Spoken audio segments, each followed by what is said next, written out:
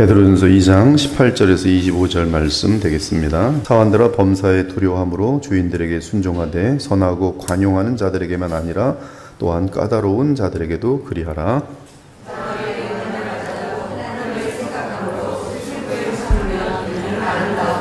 죄가 있어 매를 맞고 참으면 무슨 칭찬이 있으리요. 그러나 선을 행함으로 고난을 받고 참으면 이는 하나님 앞에 아름다우니라.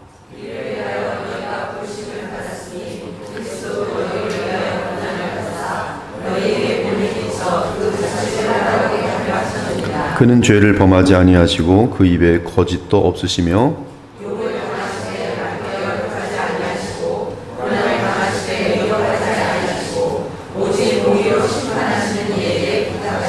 친히 나무에 달려 그 몸으로 우리 죄를 담당하셨으니 이는 우리로 죄에 대하여 죽고 의에 대하여 살게 하려 하심이라. 그가 채찍에 맞음으로 너희는 나음을 얻었나니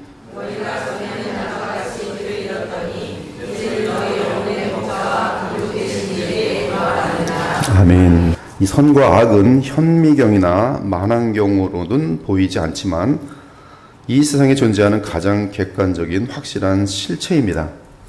이 무너진 가정과 사회를 보기 바랍니다. 악이 얼마나 분명하게 나타난지 몰라요. 전쟁과 폭력과 증오와 속임수와 살인과 병마 등 악이 있는 곳에는 언제나 지옥의 실체가 자명하게 드러납니다. 사실 이 세상에서는 악의 실체를 접하지 않고 지나는 날은 단 하루도 없어요. 반면에 선의 실체도 확실합니다. 서로 사랑하며 위하여 사는 행복한 가정과 사회를 떠올리기 바랍니다. 저희 교회 같은 경우는 상당히 선이 실제로 많이 드러나는 그런 교회예요. 참 아름답습니다.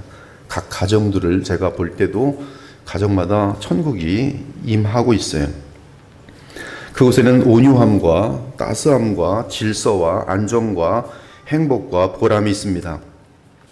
우린 그러한 각 개인의 복락과 공동체의 아름다움을 보며 천국의 실체를 이 땅에서도 분명하게 체험하며 확증할 수 있어요. 감사한 것은 선이 악보다 강하다는 사실입니다. 이것을 여러분이 믿으셔야 돼요. 기본입니다. 기본. 선이 악보다 조금 더 강한 것이 아니라 무한하게 강합니다. 만일 악이 선보다 강해서 거짓이 악에 승리한다면 하나님이 존재하신다는 것은 거짓입니다. 정말로 악이 영원히 이긴다면 분명히 하나님은 계시지 않을 것이, 그러나 하나님은 살아계십니다. 그러기에 선은 반드시 악을 이깁니다. 이는 하나님은 진실로 살아계시며 악의 뿌리인 사탄보다 수억만 배 강하신 전능하신 창조주시기 때문입니다. 사실 무한하시고 영원하신 창조주 하나님과 이 악하고 어리석은 피조물 사탄은 모든 면에서 비교조차 할 수 없어요. 이는 사탄은 고작 하나님을 의지하여 존재하는 시간과 공간의 제약을 받는 피조물일 뿐이기 때문입니다. 따라서 하나님의 주권 아래 잠깐 동안 어두움이 빛을 이기는 것 같고 이것은 하나님의 깊은 지혜입니다. 미움이 사랑을 이기는 것 같으며 악이 선을 이기는 것 같지만 그러나 궁극적으로는 언제나 반드시 선이 악을 이기도록 되어 있어요. 우리도 이 악이라는 것이 이기는 것이 아니라 우리를 위하여 하나님의 깊은 지혜 가운데에서 우리의 유익이 되도록 진행되고 있을 뿐이에요. 어둠이 빛을 이기는 것을 본 적이 있습니까? 너무 어둠이 강해서 전등을 켰더니 어둠 때문에 저절로 전등이 꺼지는 경우를 보았습니까? 성냥불을 붙이려고 하는데 어둠이 너무 짙어서 자꾸 꺼지는 적이 있었습니까? 그렇지 않습니다. 아무리 짙고 강한 어둠이라도 작은 빛 앞에서 물러갈 수밖에 없어요. 그러므로 믿으시기 바랍니다. 거짓이 우리를 속여 잠깐 이기는 것 같이 보여도 오직 진리만이 영원히 승리하도록 되어 있어요. 진리는 영원하고 빛은 영원하고 선은 영원해. 그러나 악은, 어둠은 잠깐입니다. 악이 잠깐 승승장구하며 너무 커지는 것 같이 보여도 지금 이 시대처럼, 그러나 빛이 나타나기만 하면 빛이 반드시 이깁니다. 마찬가지로 악은 선에게 꼼짝 못합니다. 악은 선이 나타나기만 하면 선에게 패배하여 물러나게 됩니다. 이 선에는 한량없는 지혜가 담겨 있기 때문에 그래요. 이는 빛이 어둠보다 강한 것처럼 선은 악보다 무한하게 강하기 때문입니다. 이 예배 시간에 두려움과 의심을 버리고 선이 악을 이긴다는 사실을 믿기 바랍니다. 어리석은 사람은 악이 이기는 것 같아서 잠깐 속임수와 이러한 어떤 잔꾀를 부려서 악에 속하지만 그것은 더 어리석은 어두움으로 빠지는 길일 뿐이에요. 이 세상 역사 가운데 악이 아무리 강해 보여도 선이 악을 이김을 믿기 바랍니다. 이것은 기본이 진리가 거짓을 이기며 진실이 속임수를 이기는 것을 믿기 바랍니다.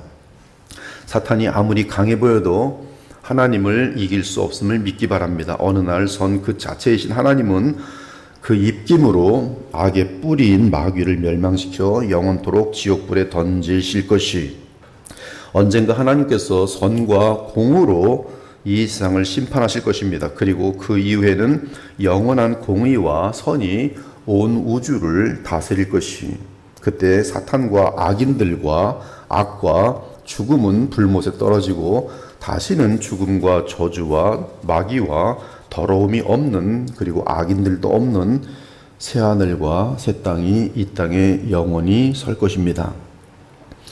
오늘 본문은 이 진리를 잘 반영하고 있어요.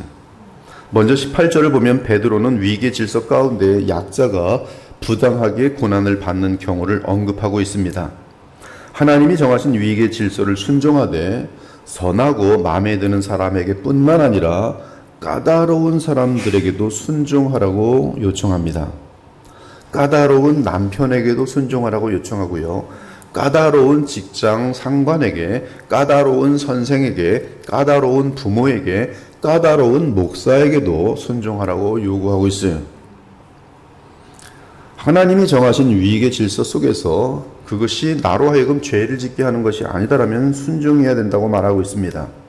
물론 그들의 요구가 하나님의 명령을 위배하는 경우는 죽으면 죽으리라는 자세로 신앙의 정절을 지켜야 합니다.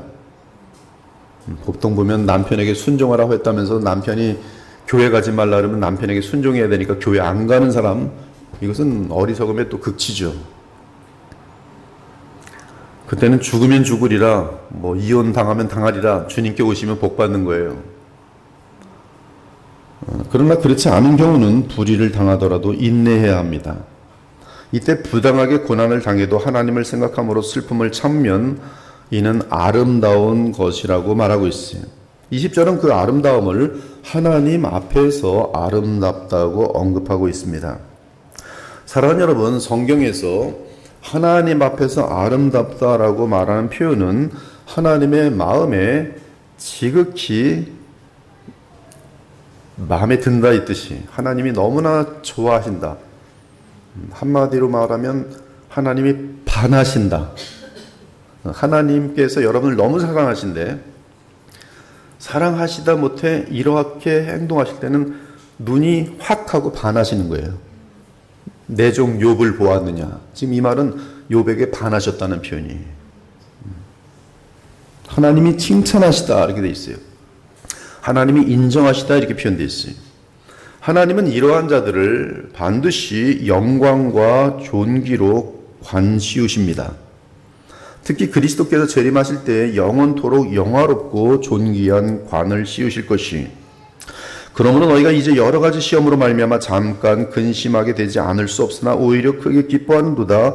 너희 믿음의 확실함은 불로 연단하여도 없어질 금보다 더 귀하여 예수 그리스도께서 나타나실 때 칭찬과 영광과 존귀를 얻게 할 것이니라. 그러므로 성경을 읽을 때 하나님이 칭찬하신다는 표현을 눈여겨보셔야 돼요. 그리고 하나님이 이 반하시고 반드시 영광과 존귀로 갚아주시는 삶이 무엇인지 그것만은 놓치지 않으셔야 됩니다. 그 엄청난 축복과 영광과 기쁨과 평강을 얻는 그 하나님이 반하시는 그것은 우리는 삶 가운데 행하셔야 돼요. 여러분의 가정이 복이 넘칠 것이고 이 교회가 천국을 풍성하게 맛보게 될 것이, 그러면 그런 것이 어떤 것이 있는가? 몇 가지 예를 들면 누가복음 6장에 이렇게 돼 있어요. 너희가 만일 너희를 사랑하는 자만을 사랑하면 하나님의 칭찬받을 것이 무엇이냐? 죄인들도 사랑하는 자는 사랑하느니라. 너희가 만일 선대하는 자만을 선대하면 하나님께 칭찬받을 것이 무엇이냐? 죄인들도 이렇게 하느니라. 너희가 받기를 바라고 사람들에게 꾸어주면 칭찬받을 것이 무엇이냐? 죄인들도 그만큼 받고자 하여 죄인에게 꾸어주니라. 이건 다 이 내용이 다 담겨 있는 것이죠. 사랑받을 만한 사람이 아니라도 사랑하라. 너희에게 선대하지 않아도 선대하라. 이런 내용이 다 담겨 있죠. 갚지 못할지라도 필요할 때는 도와줘라. 다 담겨 있어요. 근데 더 강력하게 말합니다. 오직 너희는 원수를 사랑하고 선대하며, 원수까지도 사랑하고 원수까지도 선대하며 아무것도 바라지 말고 꾸어주라. 그리하면 하나님이 반하신다. 그리하면 너희 상이 클 것이다. 그리하면 지극히 높으신 이의 아들이 되리니 그는 은혜를 모르는 자와 악한 자에게도 인자하시니라. 너희 아버지의 자비로우심 같이 너희도 자비로운 자가 되라. 이것이 지금 하나님이 반하신다라는 내용이 담겨있는 내용이에요. 이렇게 하나님의 자녀들이 아버지 하나님의 자비하신 것 같이 악한 자들에게까지 자비를 베풀면 하늘 아버지의 가슴이 찡하게 감동하신다라는 말씀입니다. 또한 여인으로서 하나님 앞에 반하는, 하나님이 반하시는 여성이 되기를 원한다면 그 여성은 외모가 아니라 속사람에 힘써야 돼요. 지금 시대는 외모로 달려가고 있죠. 지금 60살인데도 20살짜리 피부를 만드는 것을 무슨 해외 탑픽으로 만들면서 다 부러워하게 만들고 있어요. 그것은 어리석음이, 아무리 이뻐도 가서 보면 정신이, 머리가 텅 비어 있는 사람 보면요, 처음에 눈으로 볼 때는 잠깐 이뻐 보이지만 같이 대화해 보면 이건 이상한 사람이네 하고 멀어지게 돼 있어요. 근데 성경은 하나님이 반하시는 여자, 복을 줄 수밖에 없는 여자, 그 여자 때문에 가정에 하나님의 나라를 임할 수밖에 없도록 역사하시는 그런 여자에 대해 말하는데, 너희의 단장은 머리를 꾸미며 금을 차고 아름다운 옷을 입는 외모로 하지 말고 오직 마음에 숨은 사람을 온유하고 안정한 심령에 썩지 아니할 것으로 하라. 이는 하나님 앞에 값진 것이니라. 이 온유하고 안정한 심령, 여자의 최고의 덕목이에요. 온유함, 안정. 이 안정은 막 사태가 막 바뀌어도 여자가 든든히 버텨주는 거예요. IMF 때 여자가 든든히 버텨준 가정은 그 가정이 그 어려움을 다 지나고 든든히 씁니다. 근데 아내가 든든하지 못하면 난리 날래 울고 난리치면 남자 숨게 돼 있어요. 일어나지 못하게 돼 있어요. 온유하고 안정한 심령, 썩지 아니할 그러한 내면의 것으로 하나님을 닮아가는 자들, 하나님 앞에 값진 것이라.